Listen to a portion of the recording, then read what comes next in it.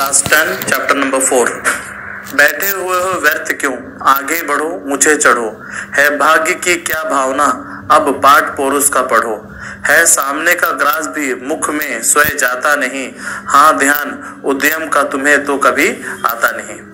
ठीक है, मैथिली शरण गुप्ता जी इस काव्य के माध्यम से, इन पंक्तियों के माध्यम से आपको ये समझाना चाहते हैं कि बैठे रहने से, वक्त की बर्बादी करने से आप आगे नहीं बढ़ सकते जीवन में। तो जीवन में आगे बढ़ने के लिए आपको परिश्रम करना पड़ेगा। भाग्य की क्या भावना, अब पाठ पौरुष का पढ़ो। पौरुष का मतलब है श्रम करना, मेहनत करना। भाग्य की रेखाएं कुछ नहीं होती है जब तक आप अपने खुद स्वयं अपने शक्ति से कुछ करना नहीं चाहते। कोई आपकी मदद तब तक नहीं कर सकते जब तक आप उस रास्ते पे उस मदद को लेने के लिए तैयार ना हो। तो परिश्रम करना और अपने लिए मार्ग तलाश करना, ये आपका काम है, आपका कर्म है। सामने का ग्रास भी मुख में सोए जाता नहीं, सामने हुआ रखा हुआ खाना भी जब तक आप उसे उठाकर नहीं खाते हैं तब तक वो भी मुंह में नहीं जाता है। तो वो भी एक परिश्रम है कि 4 उंगलियां जब मिलती हैं तो ही आपके मुंह तक खाना पहुंच पाता है, निवाला आप तक पहुंच पाता है। तो उसी तरह बिना काम किए और भाग्य के ऊपर रास्तों को छोड़कर कि भाग्य में होगा तो मिलेगा, बिना परिश्रम किए हमें कुछ मिल जाए या प्राप्त हो जाए, ठीक है, और दूसरों को दोष मिले, इससे अच्छा है कि खुद में सुधार करें। ठीक है, खुद को पहचाने, खुद परिश्रम करें, मेहनत करें और इतने लायक बने कि हम उस काम को स्वयं कर सकें। ठीक है, भाग्य में कुछ नहीं होता है, अगर हम परिश्रम करें तो भाग्य में किसी भी चीज को लाया जा सकता है। हाँ ध्यान उद्यम का तुम्हें तो कभी आता नहीं। मिला? ठीक है, यहां उद्यम का मतलब है परिश्रम करना। ठीक है, आंचल में रखना, परिश्रम, मेहनत, प्रयास। आप अगर कोई चीज के लिए प्रयास करेंगे तो आप सक्सेस हो सकते हो। बार बार उस चीज को मेहनत करेंगे, सीखेंगे, कभी ना कभी ऐसा वक्त आएगा जब वो आपको मिल जाएगा, आप प्राप्त हो सकते हो, उसमें उत्तीर्ण हो सकते हैं। परिश्रम भी उसी तरह है, परिश्रम करोगे तो फल मिलेगा। बीज बोओगे तो ना फल खाओगे, वो पेड़ बनेगा, उसके लिए समय लगता है। कोई चीज रातों रात नहीं बन जाता।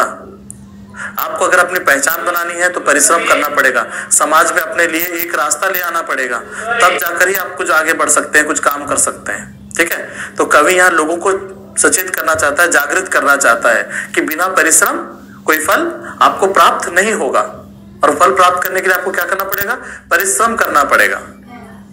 जो लोग पीछे थे तुम्हारे बढ़ गए बढ़ रहे।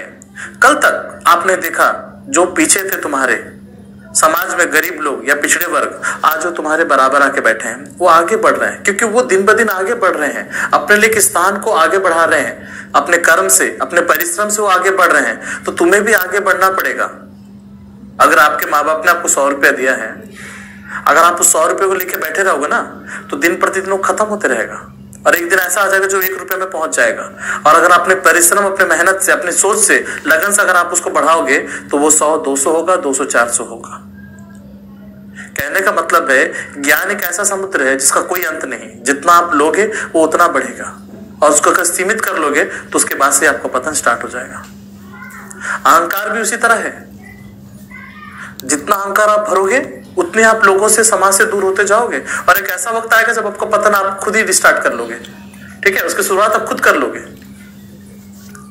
पीछे पड़े हो देव के सिर, दो सपना मर रहे। जो लोग ये कहते हैं ना कि मुझे सफलता नहीं हासिल होती, भगवान ने मुझे कुछ दिया ही नहीं, भगवान ने दिया है, माँ बाप ने भी आपको दिया है, स्वस्थ शरीर, आंख, नाक, कान, वो सारी चीजें आपको दी है जो आपको एक मानसिक व्यक्ति को चाहिए, पर आप परिश्रम ही नहीं करना चाहते, उस रास्ते की खोज में आप जाना नहीं चाहते।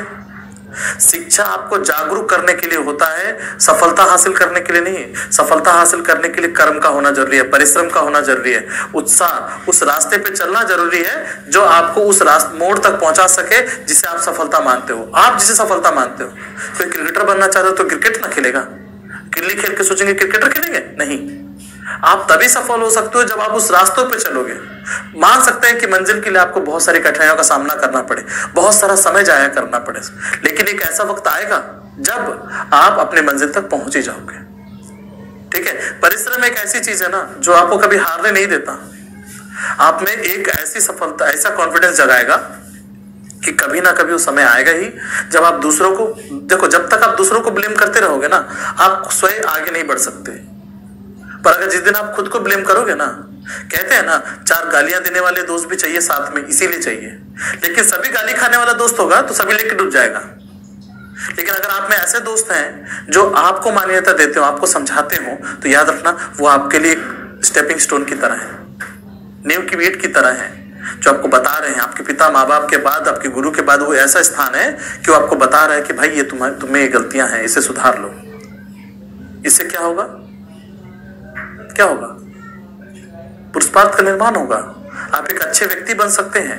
अगर आप अपनी गलतियों को पहचानना सीख जाएं तो उसे सुधारना नहीं सीख सकते क्या? ठीक है। पर कर्म तेल बिना कभी विधि दीप जल सकता नहीं। कर्म तेल का मतलब है परिश्रम। दिया कैसे जलता है? तेल से, बाती से। उसी तरह एक एक करके आपको पहले रास्ते के बाद में क्या करना है, कैसे करना है, कब तक करना है, इस सब चीजों को तय करने से तभी जाकर वो विधि दीप जल सकता है। यानी सक्सेस का दिया इतना आसान नहीं है। उसके लिए उन सब चीजों की जरूरत है जो आपको उस तक पहुंचा सके।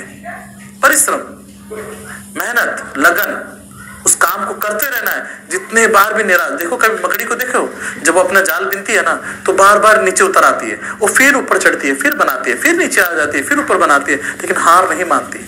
चींटियों को देखा है, अब से 4 गुना ज्यादा वजन उठाकर वो अपने लिए एक टीला बनाती है, एक क्षण में ढह जाता है।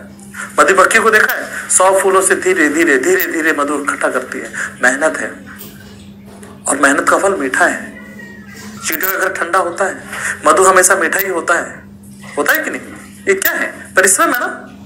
तो परिश्रम का फल क्या हुआ? अच्छा ही होता है कि नहीं? एक चींटी अपने लिए इतना बड़ा घर का निर्माण कर सकती है और हम इतने बड़े हैं कि अपने लिए कुछ नहीं कर सकते, हार मान जाते हैं, मौत को गले लगा लेते हैं। लेकिन ये नहीं कि उस सफलता की सीढ़ी तक पहुंचने के लिए कुछ भी कर सके। है देव क्या सांचे बिना कुछ आप ढल सकता नहीं। अगर एक सांचा होता है ना जिसमें छाप निकालते हैं, तो सांचा आपको बनना है, उसे भी तपना पड़ता है, याद रखना। एक कुम्हार क्या था, मट्टी दे दो, उसे वो मारता है, पीटता है, उसके बाद उसको धीरे धीरे आकार देता है, वो बर्तन का रूप देता है जो बहुत सुंदर होता है। उसके बाद उसको सजाता है, जितना सजाएगा वो उतना सुंदर लगने लगेगा। उसी तरह आपका जीवन भी है, तपते हुए लोहे की तरह है, तपते हुए ग्लास की तरह है। उसको आकार देना आप पे निर्भर करता है कि उसे आप क्या बनाना चाहते हो। उसे एक तलवार भी बनाई जा सकती है और उसे त्रिशूल भी बनाई जा सकती है, दोनों में अंतर है। या तो उसे आभूषण बना लो और उस सर पे चढ़ा लो, या उससे एक चाकू बना लो। ये दोनों ही चीजें आप बना सकते हो। यानी ये कर्म है ना आपका कि आप उसे क्या बनाना चाहते हो। दूसरे, आओ मिल सब देश बांधो, हार बनकर देश के, साधक बने सब प्रेम से, सुख शांतिमय उद्देश्य के। हम देश बांधो, जो हम भाई बहन सब लोग, हम लोग मिलकर देश के लिए कुछ करते हैं, आगे बढ़ते हैं। जितना हम आगे बढ़ेंगे समाज आगे बढ़ेगा, समाज आगे बढ़ेगा तो देश आगे बढ़ेगा।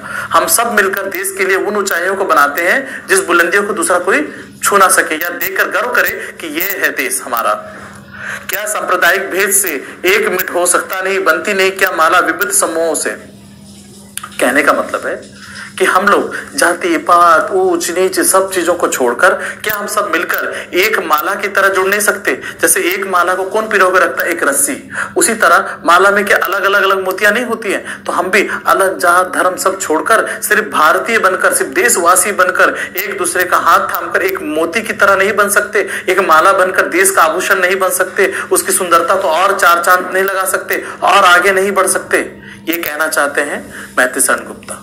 ठीक है।